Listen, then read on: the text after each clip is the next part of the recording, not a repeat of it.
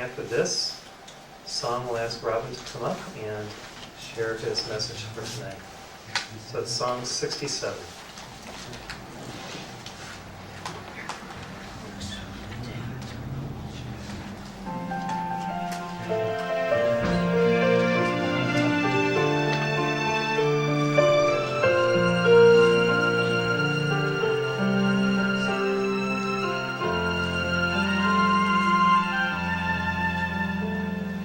Cycles come and go,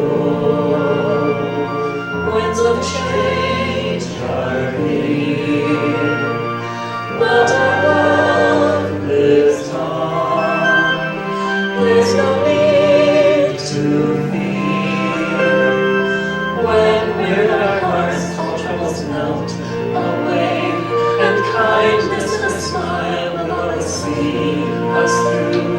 For life is not a struggle, but a journey of love. When I'm here with you, time and space expire, as our hearts expand, all will feel this time.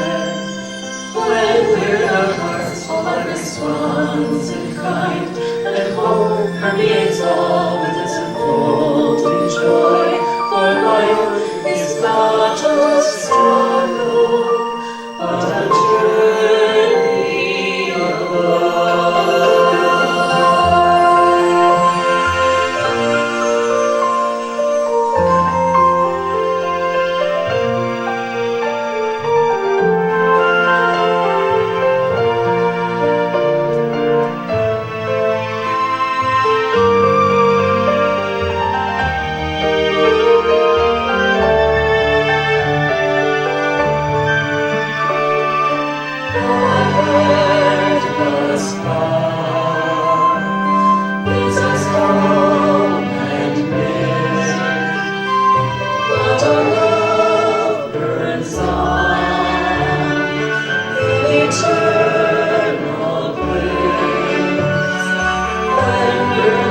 Treasures of grace abound, and angels of the sun shine from their radiant light.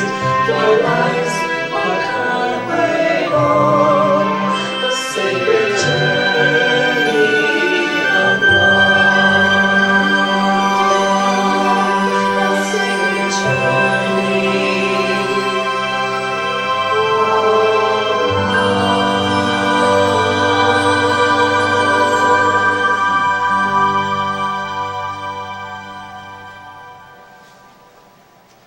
So Robin Wesman is here from Jaffrey, British Columbia, Canada, and he has a special presentation on the heart and its virtues and much more. So I'd like to welcome Robin. Thanks, David. It's wonderful to see so many familiar faces. It's great. It's such a blessing. I'm really grateful to be here. This presentation, this talk that I'm going to give, actually is not my own speech, my own talk. It's actually a speech that was given in Istanbul, Turkey, last year by a man named John Berges.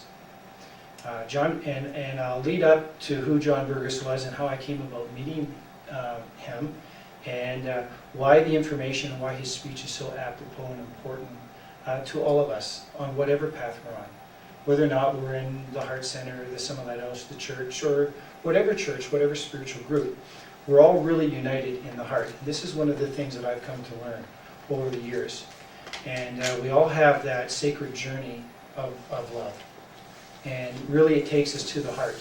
And when we see such a wonderful, beautiful meditation that we just saw, we ask ourselves, well, that's a great idea. We really want to be there. How many want to be there in that meditation and living that type of environment? Everybody here. So how do we achieve that? And that's the journey of love. And this is the next step, I believe, that we're moving into in our evolution as a species.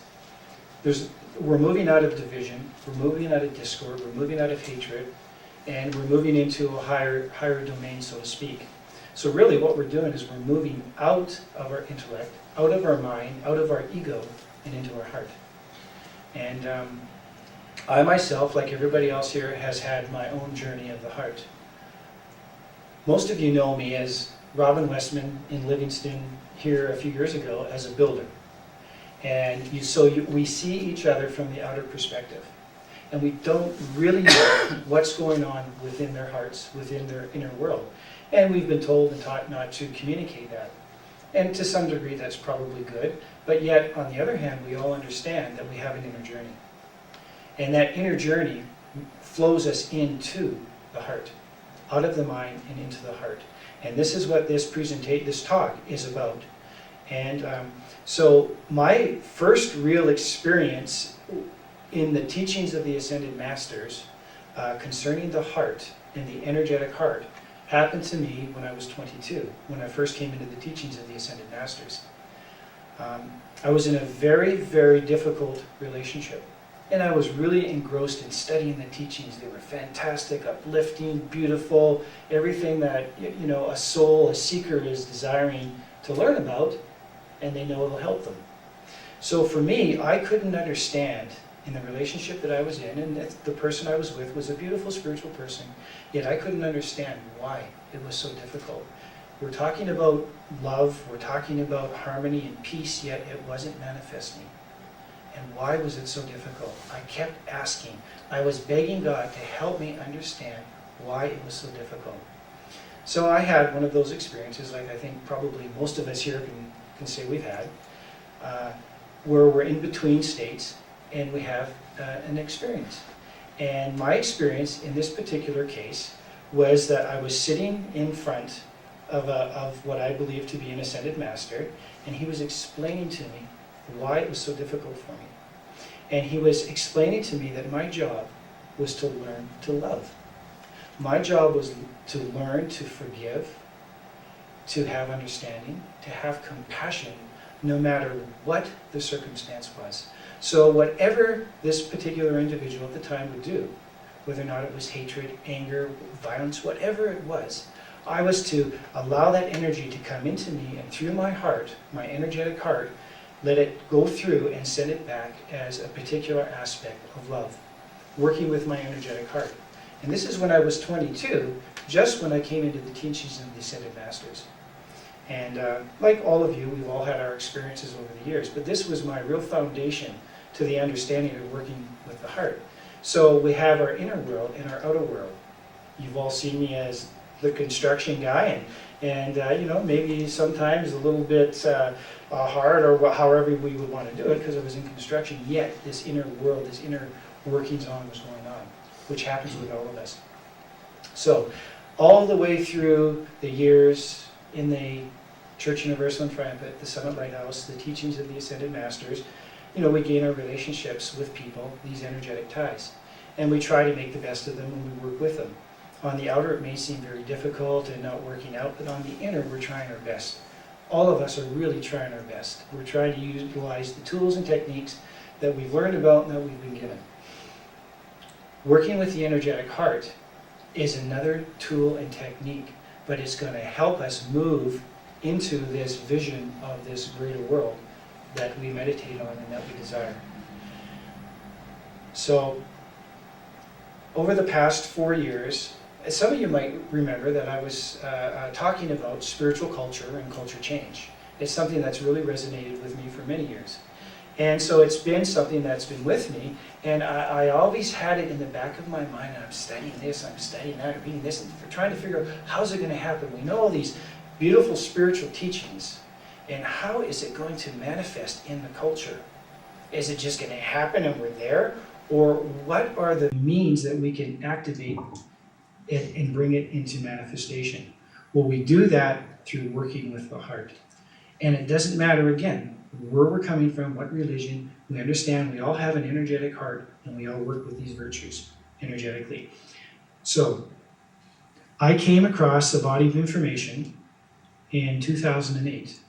just after I moved out of this area into Jaffrey, Canada. And as some of you also know, I'm associated with another beautiful spiritual group up there called the Ideal Society. And so I got a hold of this information, and it was all about the heart, the energetic heart, the art of the spiritual genuine, working with these frequencies and vibrations of the heart. And I was really, really excited about this information because it just resonated with me. So one of the e-papers that I read was called the When, Which, How Practice. It was a guidebook, the When, Which, How Practice Guidebook. And it was written by a man named John Berges, yet the information was created by a man called James. And from what's called the Wingmakers or Lyricists, our purpose tonight is not to get into that, but to really focus on what John Berges has done. So what I did was I got a hold of him. I called him up and I said, hey, I love this information. I love the workbook. And this was about the time that I think I contacted Dave and I said, hey, look, there's a body of information here. It's really interesting. You know, we might be able to, I want to do something with it. I'd like to present it to the Heart Center. So this was a couple of years ago. And so I've been working with this information, in contact with John and his wife, Darlene, learning more and more and more about how it was put together, how they work with it. And so finally it led, several months later, to me going out to Atlantic City, New Jersey, and meeting John Berges. And we have a slide of this. I went out, I flew out there, and I met him, the man that created this When, Which, How Practice Guidebook. And John became entrusted by this individual, James, who created the Wingmaker Lyricist material, to do some editing of his work. And John unfortunately passed away about just over a month and a half ago. And so after he had passed away, I phoned up his wife and I said to Darlene that I would really like to take his speech that he gave to the World Brotherhood Union, because it's really all about unity. And the speech is called The Path of Unification and Peace in the Globalizing World Through the Virtues of the Heart.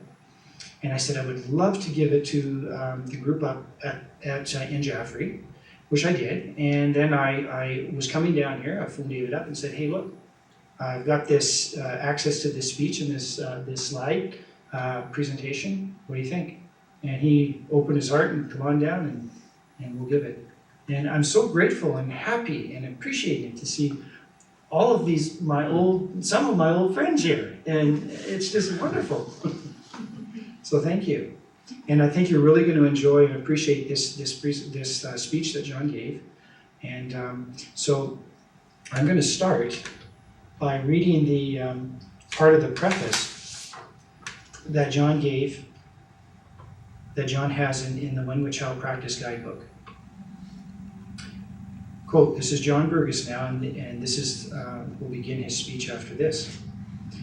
I could not have recorded these words without the inspiration of those who have preceded us in their own spiritual evolution. At the same time, I could not have written these words without the aid of my higher self and my connection to the energetic heart and its 6 virtues. If our teachers have come forward at this time for anything, it is to teach us how to contact our deeper immortal self that lovingly, wisely, and patiently waits for us to use the spiritual gifts it has placed in our hearts. These gifts are the 6 virtues of appreciation, compassion, forgiveness, humility, understanding, and valor. These potent spiritual energies are ready to assist us if we but turn to them with a heartfelt desire to help those in need of love, light, and healing. I say we because this is fundamentally a group endeavor. The differences in our body types, our languages, our cultures, our nationalities, and our religions are the product of the space-time environment. For millennia, they have been important factors in the spiritual evolution of our planetary population. But now, a new era is opening before us, and we can transcend the differences of our forms by bonding as a lighted network of human souls. This is the beginning of a renaissance of the human spirit. It is a time like no other, a time of great spiritual opportunity. If you feel the call, if you hear a tiny voice within urging you to wait to the moment, then join us in a great adventure of the human spirit. My heartfelt gratitude goes out to James for helping to make this guide possible through his inspiring leadership. My loving appreciation also goes out to my wife, family, and co-workers who also helped to bring this guide to the practitioners of When, Which, How, John Berges, October 2007. So I just wanted to acknowledge what he had said, and I actually, John has written a couple of books, and one of the books that he wrote was the decoding of the poem, The Great Invocation. How many are familiar with that poem? Okay, a couple. Well, so John wrote a book that looked at the encoding of the poem itself, and it's a fantastic book, and I didn't bring it, but I just wanted to acknowledge that so we can understand where he was coming from. John came out of the lineage of the Alice Bailey Society. Him and his wife worked staunchly on Ascended Master principles and working with the energetic heart. So he had his evolution moving up to becoming the editor of this material and working with this material. And so we acknowledge them, we honor them, we understand that he comes out of the background of an Ascended Master understanding, yet he was willing to raise up to the point of unity through the energetic heart. And to me, that's the key.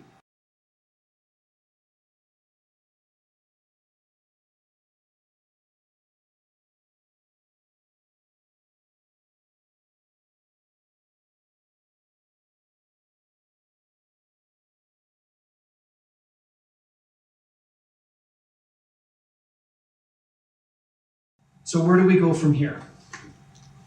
When I approached John, actually when I visited John, I was working on a presentation called Quantum Culture Beyond 2012, Navigating the Shift. And it's completed, and I will be starting to give it later on, probably in November, but in 2012 for sure. And working with that presentation, I will be introducing and working more with the Heart Virtues and John's guidebook, the When, Which, How Practice Guidebook. And preliminarily, I've talked with his wife, and she is willing to help. She was a teacher by profession and is willing to help put a syllabus together. And so it can be offered to people, to groups. It doesn't matter, again, what group, what religion, what philosophy your belief is, but we can start working with this energetic heart. And if you wanted to see the When, Which, How practice, just go to a website, eventtemples.org, and you can click on the free e-papers there that are freely given that will provide you all of the information that you need to start working with this material yourself. So hopefully I can come back and give that presentation, and we can perhaps maybe even start working with the Heart Virtues in a group dynamic, coming together in a multi-group dynamic way. I wanted to read something here. How many are familiar with this master here, Peter Dunoff? I think a lot of the Heart Center people. And that's great, that's wonderful. Actually, this is Master Peter Dunoff, who was the master and teacher of the Master Ivanhoff, Omram Mikhail Ivanhoff. And so I have not been so aware of this master, and I picked up this book from the Heart Center library, and I was looking through it, and there's a beautiful part here on the virtues and creating a working with the virtues, the Heart Virtues, called the Class of Virtues. And I want to close by reading this, if I can. So, and this was given by the Master Peter Dunoff. This was part of what he talked about to these sisters of the Brotherhood back then in Bulgaria in 1920. The Master encouraged the disciples every initiative for spiritual work. In the summer of 1920, 5 of the sisters developed the idea of engaging in a more profound study of the pentagram. They would gather under the pines of Boucher's Glade and follow their program of discussions and reading papers on the 5 major virtues. They called it the 5 major virtues, but the idea is working with the virtues. Each sister was to concentrate on one particular virtue. Savka Kormich Divya represented truth, Pasha, Theodora, justice, Maria Tordova, love, Maria Radva, wisdom, and Sortika Bavjova, virtue. The master often joined them and took part in the discussions. Sometimes he gave talks on the issues raised in the groups. He understood the five women's purity and natural desire for development and encouraged it. At the convention in Tarnovo the same year, this group became the foundation of the class of the virtues, comprising the 10 women. Wouldn't that be wonderful to see the classes of the virtues?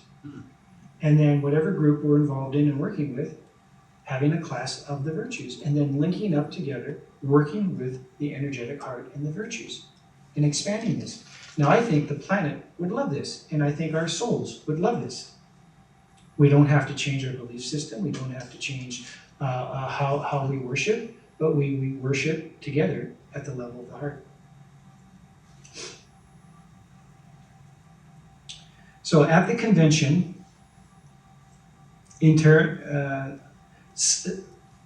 Savka, there's a woman up at the Ideal Society Russian named Slavka, and she's a wonderful artist. So that reminds me of Slavka.